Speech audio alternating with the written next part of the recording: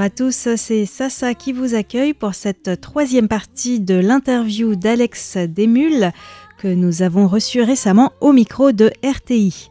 Ce nom vous dit sûrement quelque chose puisque c'est lui qui a réalisé ces derniers mois une série d'émissions sur Taïwan aux Jeux Olympiques, autant sur le plan sportif qu'historique et géopolitique. Mais Alex Desmulles est aussi l'auteur d'un mémoire de Master 2 à Sciences Po Lyon sur le thème « La voix d'une puissance muette » du service central de radiodiffusion à Radio Taïwan International, 96 années d'influence radiophonique de la République de Chine.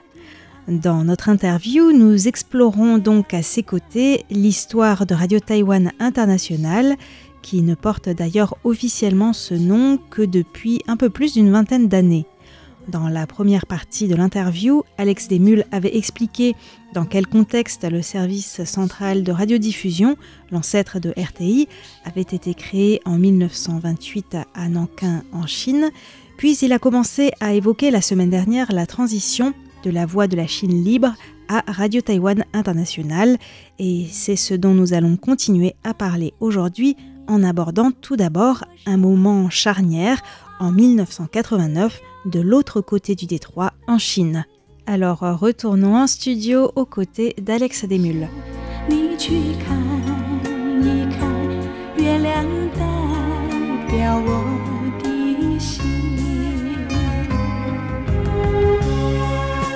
Un des points qui m'avait intéressé et que je ne connaissais pas du tout dans le mémoire, c'était tout le rôle que RTI avait joué pendant les manifestations de Tiananmen, à quel point ça avait été important pour la radio.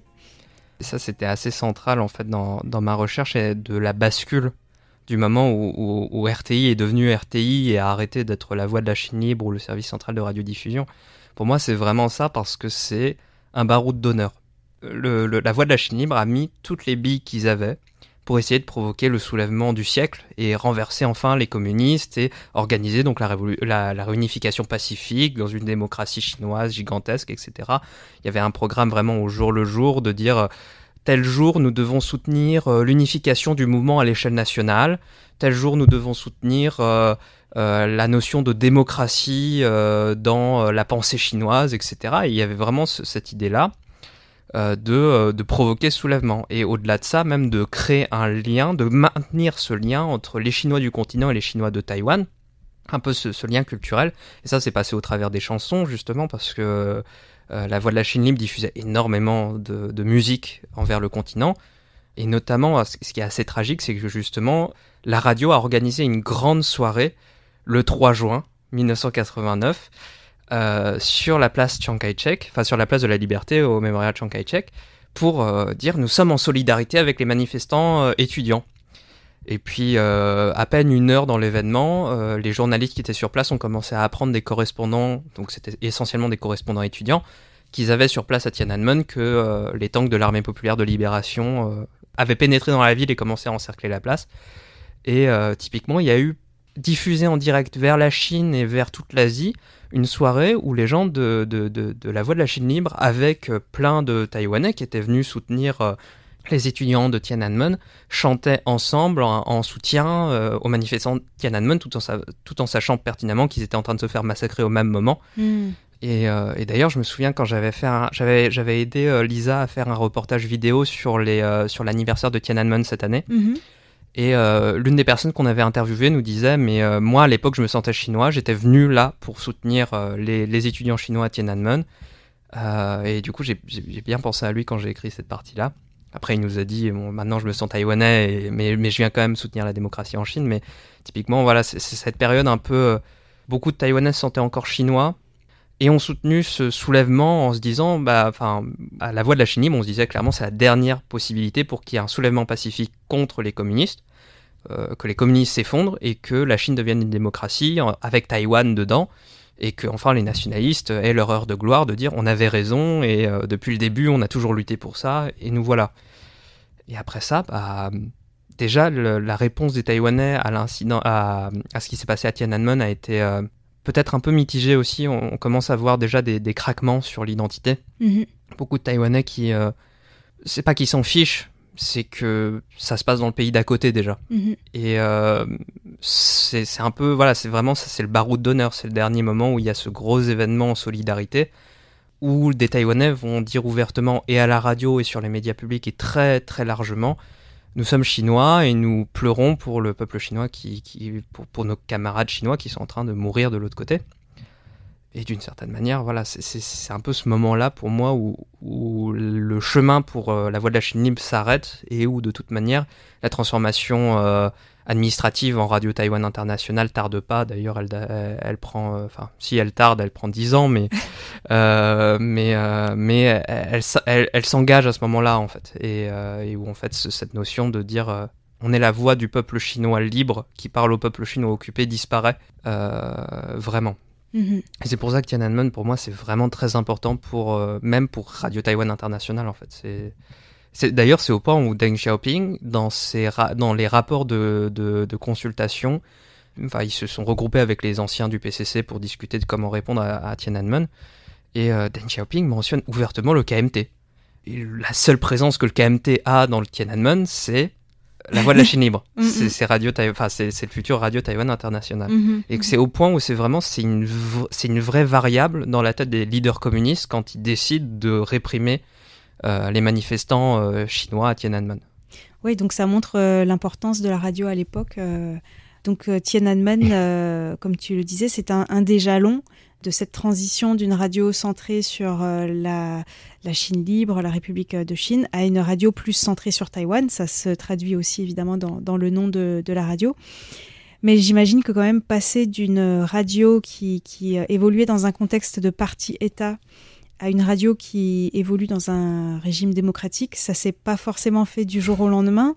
Quelle a été justement l'évolution du statut de la radio ou des pratiques de la radio? Comment ça s'est fait? Est-ce que ça s'est fait dans la douleur ou facilement Ça a été une sacrée guérilla parlementaire, si je peux utiliser ce terme-là.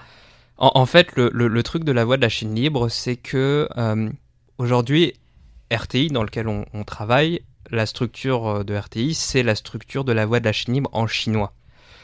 Toute la voix de la Chine libre en langue étrangère était inclue dans une autre entreprise qui aujourd'hui est aux mains du New Party, donc le parti de Zhou Xiaokong, qui était le candidat pour la vice-présidence du KMT aux élections présidentielles de janvier.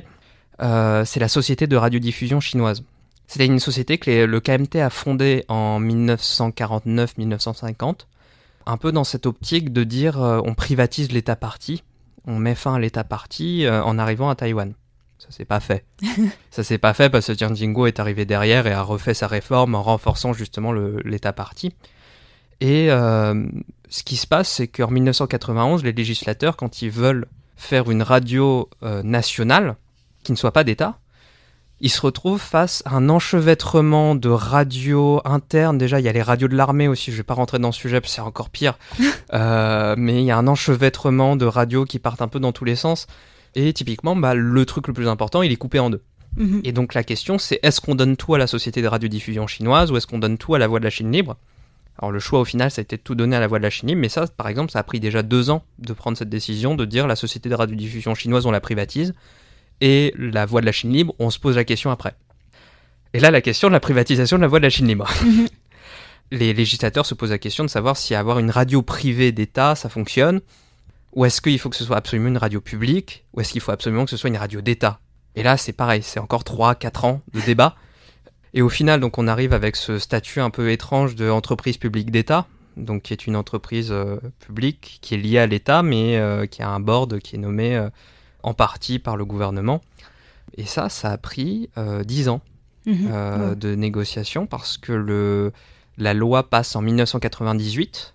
Elle n'est appliquée qu'en 1999, du coup. Et la mue se termine en 2003 avec le changement de nom pour Radio Taïwan International. Et entre-temps, il y a eu d'autres noms un peu bizarres, genre Voice of Asia ou Radio Taipei International. Peut-être que certains auditeurs ont connu Radio Taïwan International sous ce nom-là.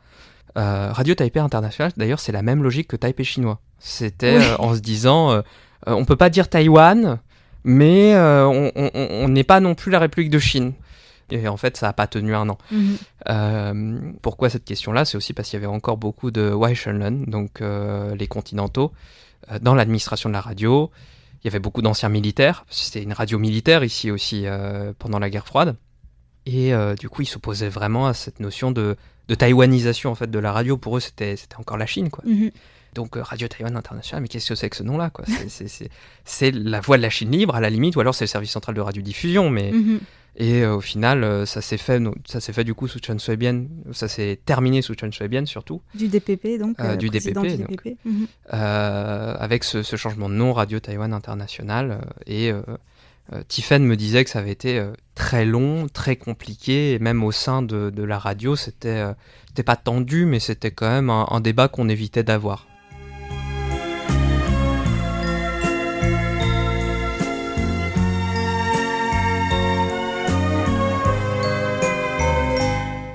En effet, la transition de la voix de la Chine libre à Radio Taïwan International ne s'est pas faite sans quelques incidents.